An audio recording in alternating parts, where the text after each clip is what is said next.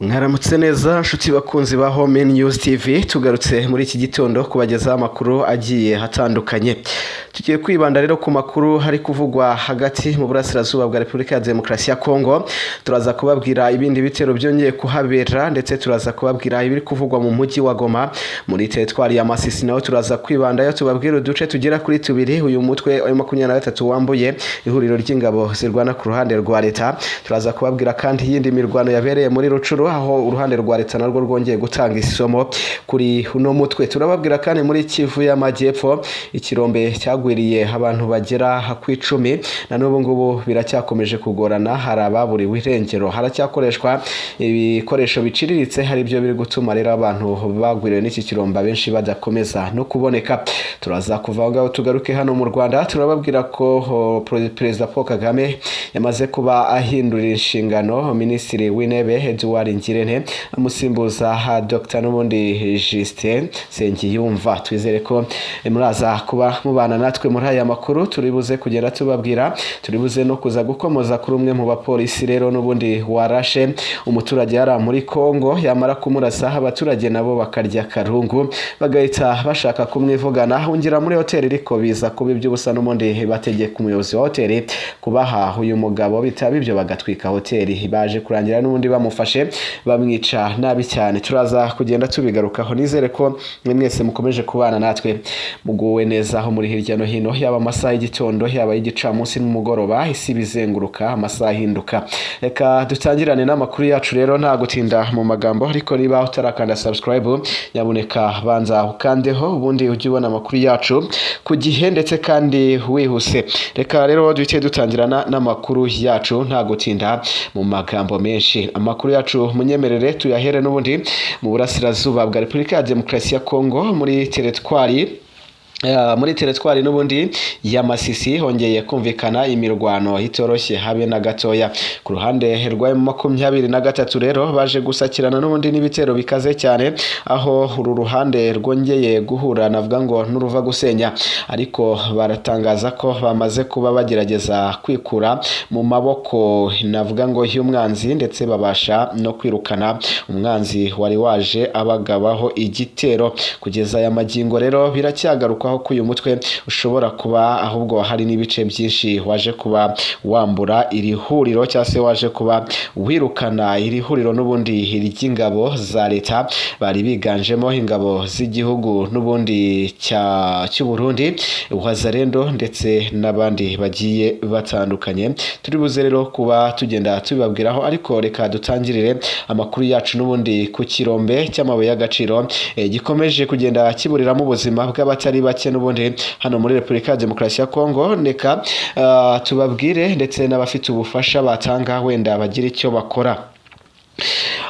Mu burasirazuba bwa Repubulika Iharanira Demokarasi ya Kongo harakomeje kugenda haba ibikorwa by'ubutabazi, ariko hari gukoreshwa n'ubundi amaboko n'ibikorwa biciriritse cyangwa se ibikoresho biciriritse, aho kugeza ubu ngubu n'ubundi bikomeje kugaragaza ko igikorwa cy'ubutabazi kitari kugenda neza habe na gatoya, ndetse iki kirombe kigikomeje kuburiramo ubuzima bw'abatari bake. Ni kirombe rero cyaguye cyangwa se cyabagwiriye ku itariki ya 20 z'ukwezi kwa karindwi uyu mwaka, aho cyaje kuba kigwira abagera ku 10, bivugwa ko 6 muri bo bamaze kuba bakurwamo, bamwe ariko baza kwitaba Imana nyuma, ndetse bivugwa ko abandi bagihezemo imirambo ikomeje kubura bitewe n'ibikorwa n'ubundi bari gukoresha cyangwa se n'ibikoresho bari gukoresha biciriritse bitari kubasha kubafasha neza gukora ibikorwa by'ubutabazi. Muri aka gace rero n'ubundi Karemera kagaragara n'ubundi muri Kivu y'Amajyepfo, kamaze iminsi n'ubundi kagaragaramo ibikorwa n'urugomo byinshi cyane by'imitwe ishaka gusahura n'ubundi birombe byinshi biri kugaragara muri navuga ngo hizi Kivu z'Amajyepfo,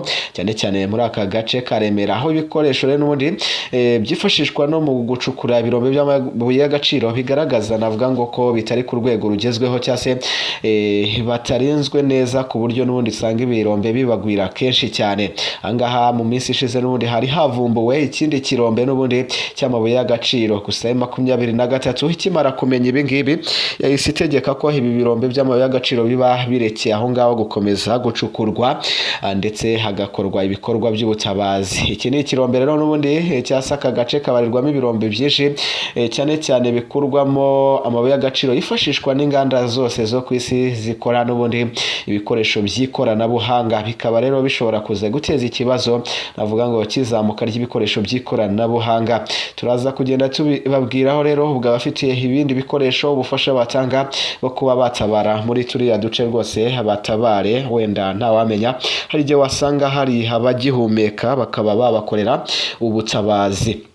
Munyemerere rero tuvaho gato n'ubundi tukiri muri Repubulika ya Demokarasi ya Kongo tubabwire ko hagikomeje n'ubundi kumvikana navuga ngo inkuru z'imirwano zikomeye cyane mu bice bigiye bitandukanye muri teritwari ya Masisi, n'ubundi impande zombi zongeye kuba zihangana, zongeye kuba zirwana, ivumbi riratumuka.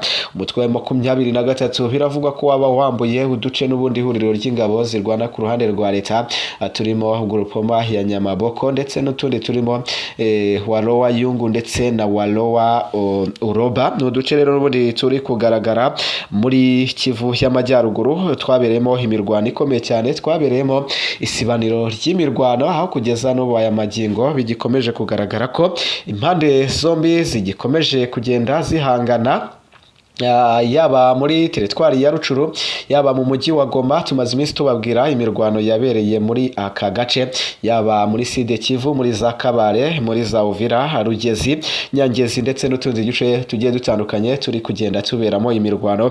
Haracyakomeje n'ubundi kugenda hagaragara ibitero byinshi cyane, ndetse haracyakomeje kugenda harundwa ibikoresho bya gisirikare n'abasirikare benshi, yaba ku ruhande rwa leta ndetse n'urwa M23. Ku ruhande rwa leta n'ubundi rero biravugwa ko M23 rwose nayo yongeye kurunda ibikoresho byinshi cyane mu nkengero z'umujyi wa Bukavu, ifite gahunda n'intumbero yo kugaba ibitero ku mujyi wa Uvira, mu gihe nayo ishinja Repubulika Iharanira Demokarasi ya Kongo kurunda ibikoresho byinshi n'abasirikare n'ubundi mu bice bigiye birimo ibirindiro bya M23, ariko cyane cyane mu bice birimo abaturage benshi. Tuva ngaho tugaruke mu mujyi wa Goma. Uyu mujyi wa Goma unafatwa nk'umurwa mukuru w'intara ya Kivu y'Amajyaruguru, umaze iminsi utegurwamo ibisasu byinshi cyane kandi bikomeye byasize bitezwe n'ingabo zirwana ku ruhande rwa leta zirimo FARDC, Wazalendo ndetse n'ingabo z'igihugu cy'u Burundi. Ni amasasu menshi, ni ibibombe ndetse n'ibindi bishobora guturika, bivugwa ko rero baba barabiteze kugira ngo bizaturikane n'ubundi habazafata uyu mujyi nyuma y'uko bawirukanwemo mu ntangiriro z'uku kwezi muri Mutarama. Kutangira rero twatangiye umwaka wa 2023 yirukana n'ubundi izi ngabo zirwana ku ruhande rwa leta mu mujyi wa Goma ndetse na Bukavu n'ibindi bice bigiye bitandukanye.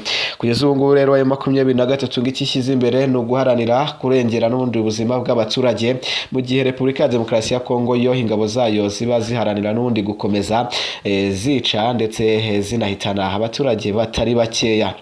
Munyemerere tugaruke gatoya ku mupolisi n'ubundi mu gihugu cya Kongo yaje kuba nawe yivuganwa n'ubundi n'abaturage nyuma yo kurasa umugenzi wigenderaga agakomereka agahita ko hajyanwa mu bitaro. Byatumye abaturage barya karungu. Uyu mugabo abibonye yirukira kuri hoteli yari iri hafi aho ngaho, gusa n'ubundi byari byamaze cyase amazi yari yamaze kurenga inkombe.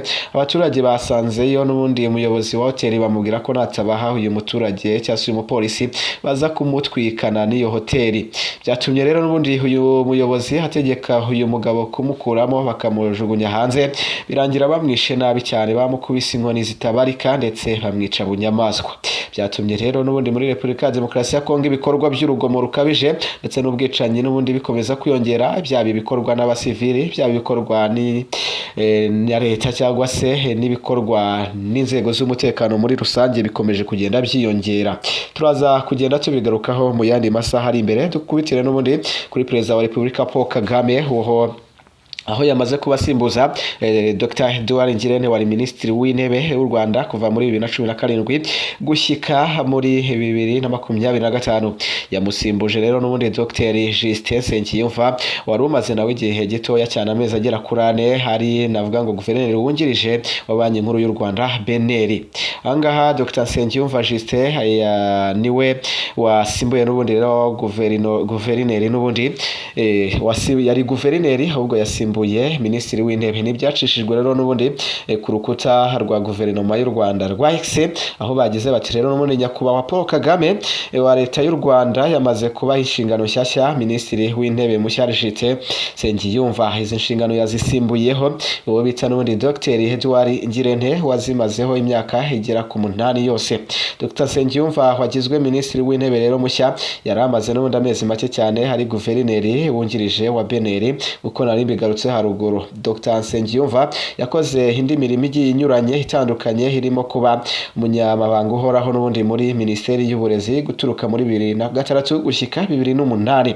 Minisitiri w'intebe kandi mushyashya afite ubunararibonye bwinshi bugiye butandukanye mu bijyanye n'ubukungu, dore ko yakoze imirimo igiye inyuranye yo guteza imbere n'ubundi za politike n'amategeko ajyanye n'ubukungu n'ibindi bijyanye n'ibyo ngibyo.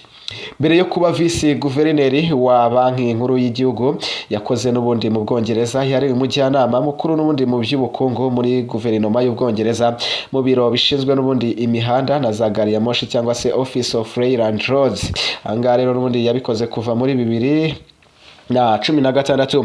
Yakoze kandi nk'ushinzwe ubukungu mu ishami rishinzwe abakozi n'izabukuru muri guverinoma n'ubundi y'Ubwongereza guturuka 2014 kugeza 2016. Ikindi wamenya nuko kandi yabaye umunyamabanga wa leta muri Minisiteri y'Inganda n'Ubucuruzi mu Rwanda hagati ya Kamena 2005 gushyika 2008. Yakoze kandi ushinzwe gahunda n'umushakashatsi muri Refugee Action hagati ya Kamena 2009 gushyika 2013. Uyu minisitiri w'intebe mushyashya icyo wamenya cyo n'ubundi Dr Nsengiyumva Justin afite impamyabushobozi nyinshi zinyuranye z'ikirenga. Afite impamyabumenyi y'ikirenga mu bukungu yakuye muri kaminuza ya Leicester mu gihugu cy'Ubwongereza hagati ya 2011 kugera 2015. Afite kandi impamyabumenyi n'ubundi y'icyiciro cya gatatu cya kaminuza mu bijyanye n'ingamba z'ubukungu ndetse n'imicungire yabwo yakuye n'ubundi muri kaminuza ya Nairobi mu gihugu cya Kenya. N'impamyabumenyi y'icyiciro n'ubundi cya kabiri cya kaminuza mu bucuruzi yakuye muri Catholic University of East Africa. Ahangaha rero murumva ko uyu mugabo afite ubunararibonye, afite byinshi hazageza ku Rwanda. Mwumva ko hatari umuntu uje w'umuvubuka, afite navuga ngo byinshi hazageza ku Rwanda, hazageza ku bukungu bw'u Rwanda, dore ko ari inzobere muri ibyo. Tubashimire mukande subscribe, twongere gusubira amasaha ari imbere. Hasta la vista.